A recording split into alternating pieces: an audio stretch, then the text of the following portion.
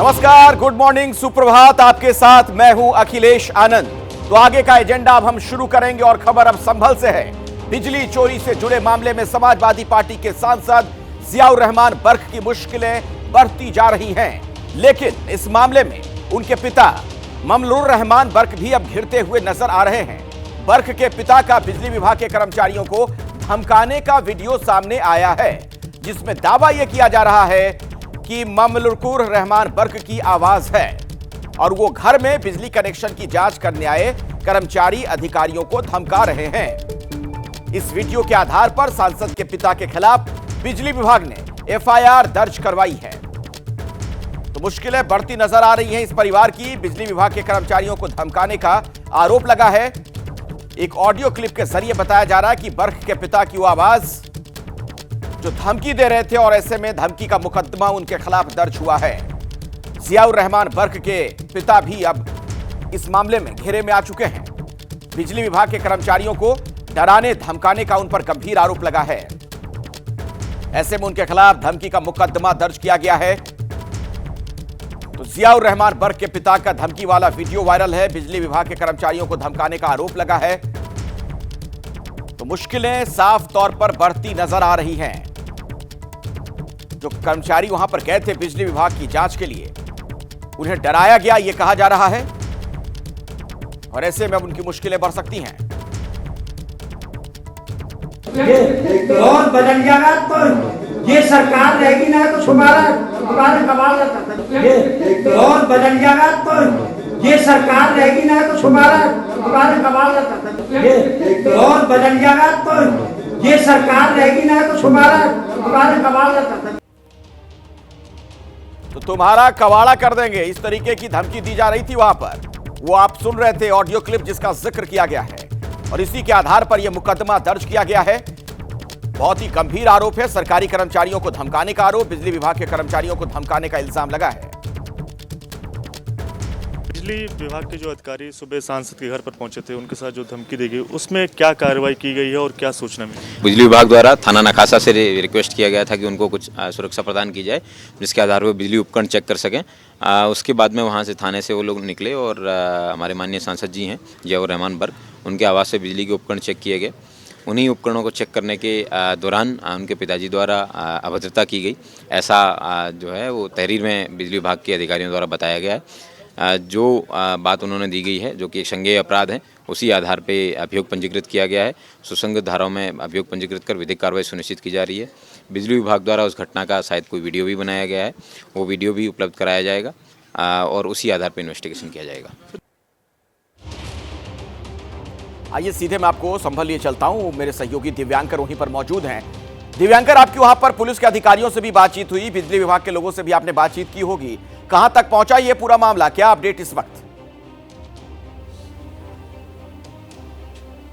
जी बिल्कुल, जो पुलिस जो बिजली अधिकारी, जो बिजली विभाग के अधिकारी जब सांसद के घर पर पहुंचे थे बिजली चेकिंग के दौरान, तो उस दौरान जो तमाम सारी जो धमकियों की आवाज़ जो है वो सामने आ रही है और धीरे धीरे जो इसको लेकर पुलिस ने अपनी जांच भी शुरू कर दी है। बिजली विभाग की ओर से जो अधिकारी वहां पर पहुंचे थे, उन्होंने उसके वीडियो भी कुछ बनाए थे और उसको एक सीडी के जरिए पुलिस तक पहुँचा भी दिया गया है और पुलिस इस मामले को लेकर जाँच करने में जुटी हुई है। तो कहीं ना कहीं एक तरह से सांसद के पिता पर जिस तरह के आरोप लगे हैं, बिजली विभाग के जो अधिकारी जब वहां पर पड़ताल करने पहुंचे थे और किस तरह से वहां पर बिजली की जो खपत है वो हो रही है, इसकी जो जांच के लिए वहां पर बिजली विभाग की टीम पहुंची थी और उसके 2 दिन पहले ही माफ कीजिएगा, जो मीटर है सांसद के घर का वो बदला गया था और ऐसी संभावना जताई जा रही थी और कहीं ना कहीं बिजली विभाग को भी इसका शक था कि सांसद के घर जितने किलोवाट का उन्होंने दो किलोवाट के 2 मीटर लगाए थे और उससे ज़्यादा जो खपत है वो उनके घर में हो रही है। तो कहीं ना कहीं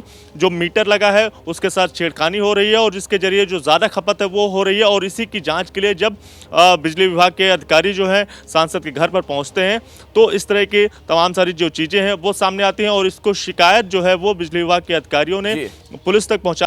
इसके खिलाफ जो अधिकारियों ने एक मामला भी सांसद के पिता के ऊपर। दिव्यांकर, एक बात बताइए, जो ऑडियो क्लिप में एक आवाज हम सुन पा रहे हैं उसमें यह कहा जा रहा है कि अगर सरकार बदल गई तो हम तुम्हारा कबाड़ा कर देंगे, इस तरह की धमकी दी जा रही है। ये क्या बर्क के पिता की आवाज है? जी बिल्कुल, जिस तरह से ये सारी चीज़ें सामने निकल कर आ रही हैं, बिजली विभाग के अधिकारियों से भी लगातार हमारी बात हो रही है, तो उनका कहना है कि जो आवाज़ निकल कर आ रही है वो सांसद के पिता की है और इस तरह के धमकी भरे शब्दों का उनकी ओर से इस्तेमाल किया गया। माननीय सांसद हैं, इलाके के सांसद हैं, जनप्रतिनिधि हैं, लेकिन इस तरह के जो शब्दों का जब उनके खिलाफ इस्तेमाल किया गया, चाहे वो सरकार बदल गई, दौर बदल गई तो कबाड़ा कर देंगे, या फिर एक आवाज़ पर पूरा दीपासराय इलाका जो है वो इकट्ठा हो जाएगा। तो ऐसे तमाम शब्दों का जिक्र जो है वो उस वीडियो क्लिप में साफ तौर से जो आवाज़ आ रही है उसके जरिए बिजली विभाग की ओर से यही बताया गया है, जो जानकारी निकल कर आ रही है कि ये जो वीडियो आए हैं ये सांसद के पिता के हैं। और ये भी देखना होगा कि किस तरह से पुलिस इस पूरे मामले को लेकर जांच पड़ताल करती है और ममकुल रहमान जो सांसद के पिता है उनके खिलाफ क्या एक्शन लेती है। चूंकि इस तरह से मामला तो दिव्यांकर बहुत संगीन हो जाता है। अगर सरकारी कर्मचारी वहां ड्यूटी पर है, आप उन्हें धमकी दे रहे हैं, आप कह रहे हैं कि सरकार बदल गई तो तुम्हारा कबाड़ा कर देंगे, सीधे तौर पर मतलब यह है कि उनके कामकाज में बाधा उत्पन्न करने का प्रयास था ये। जी बिल्कुल, कामकाज में बाधा उत्पन्न करने और सरकारी अधिकारियों को धमकी देने के आरोप में ही जो एफआईआर है वो बिजली विभाग के अधिकारियों ने सांसद के पिता के ऊपर दर्ज कराई है। और साफ तौर से अधिकारियों से जब बिजली विभाग की हमारे बात हुई तो उनका भी कहना है कि हमें उम्मीद नहीं थी कि सांसद के पिता के तरफ से इस तरह का व्यवहार जो है वो बिजली विभाग के अधिकारियों के ऊपर किया जाएगा। और इसके साथ साथ अगर बात करें तो उनका ये भी कहना है कि हम तो सिर्फ नॉर्मल चेकिंग करने के लिए गए थे, एक जनप्रतिनिधि के पिता के तौर पर इस तरह का जो व्यवहार है उसको लेकर वो बिजली विभाग के अधिकारी भी काफ़ी ज़्यादा निराश नजर आए। और अधिकारियों ने साफ तौर से ये भी कहा कि हम अपनी सुरक्षा के लिए जिस तरह से हमें धमकी दी गई है और इसी के मद्देनजर हम जो ये एफआईआर है वो सांसद के पिता के खिलाफ दर्ज करवा रहे हैं। चलिए दिव्यांकर, मैं दोबारा आपके पास लौटूंगा, आप मौजूद रहिए। दरअसल बिजली विभाग ने सांसद के घर बिजली चोरी के मामले में 1 करोड़ 91 लाख का असेसमेंट किया है। ये पैसा पूरा सांसद से वसूला जाएगा। आपको बड़ी खबर बता दें, बिजली चोरी पर बिजली विभाग की बड़ी कार्रवाई हुई है। बर्क के घर 1 करोड़ 91 लाख बिजली चोरी का अनुमान। बिजली चोरी का पैसा सांसद से वसूलेगा बिजली विभाग जब तक जुर्माने की राशि जमा नहीं होती है। बर्क के घर में बिजली सप्लाई नहीं होगी। तो बिजली चोरी पर बिजली विभाग ने यह बड़ी कार्रवाई की है। जो असेसमेंट किया गया उसके मुताबिक 1 करोड़ 91 लाख रुपए का चूना लगाया गया था, जो वसूलने की तैयारी है। सर, बात करने के लिए मौजूद हैं SC VK Gupta ji. Sir, जो असेसमेंट है वो किया गया है, क्या कुछ जानकारी जो है वो निकल कर आ रही है सांसद के घर पर जो बिजली चोरी के तहत तमाम सारी जो बातें हैं वो सामने निकल कर आ रही है उसके तहत? अभी यहाँ पे हम लोग डिवीजन ऑफिस में हैं। यहाँ पे जो अभी ज्ञात हुआ है 1 करोड़ 91 लाख का असेसमेंट बनाया गया है। आगे सर क्या कार्रवाई रहेगी और बिजली विभाग किस तरह से एक्शन? वसूली की अपना वैधानिक कार्रवाई, इनको नोटिस दिया जाएगा, ये अपना रिप्लाई लेकर के इसको फाइनल असेसमेंट करके फिर वसूली कार्रवाई की जाएगी। कब तक जो सांसद के घर पर जो बिजली है वो कटी रहेगी सर, इसको लेकर क्या? वो तो जब ये जुर्माने की राशि जमा हो जाएगी तब उसके बाद जुड़ेगा।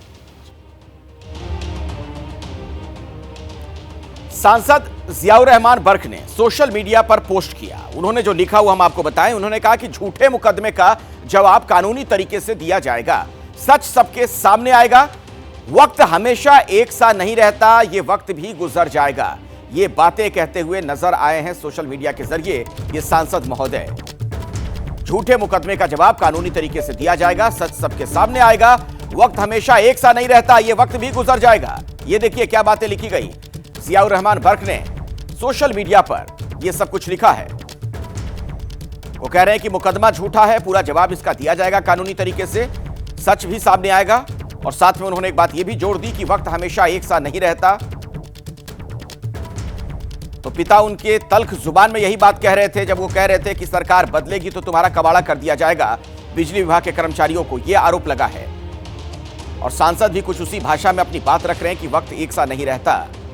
ये देखिए जो लिखा गया जियाउर रहमान बर्क की तरफ से सोशल मीडिया पर। झूठा मुकदमा है, झूठे मुकदमे का कानूनी तरीके से जवाब दिया जाएगा, पूरा सच सबके सामने आएगा। और उसके बाद आखिर में एक बात यह भी कही उन्होंने कि वक्त एक साथ नहीं रहता।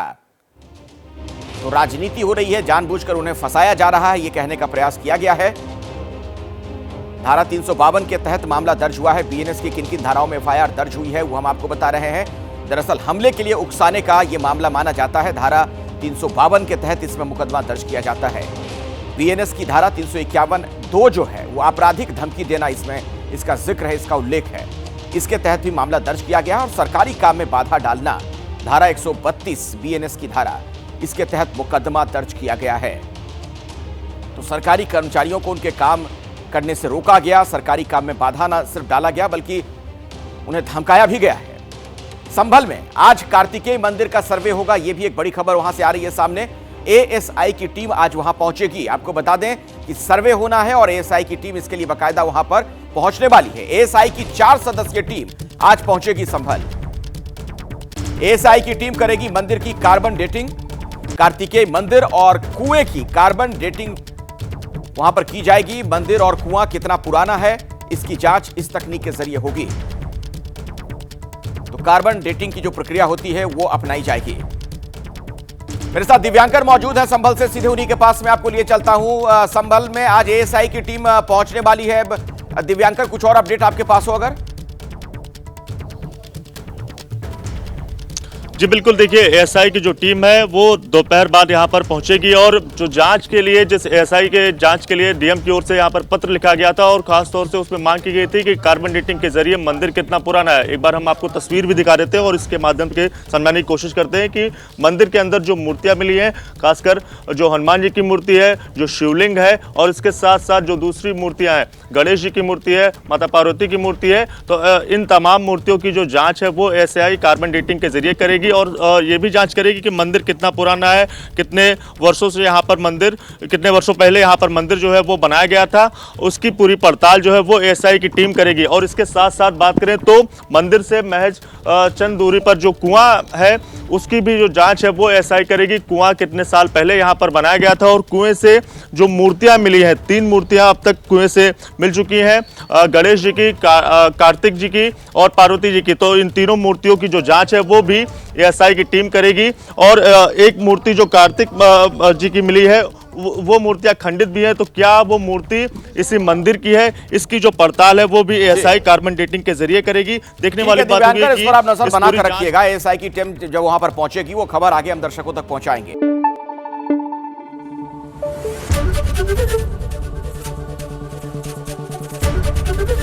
एबीपी न्यूज आपको रखे आगे।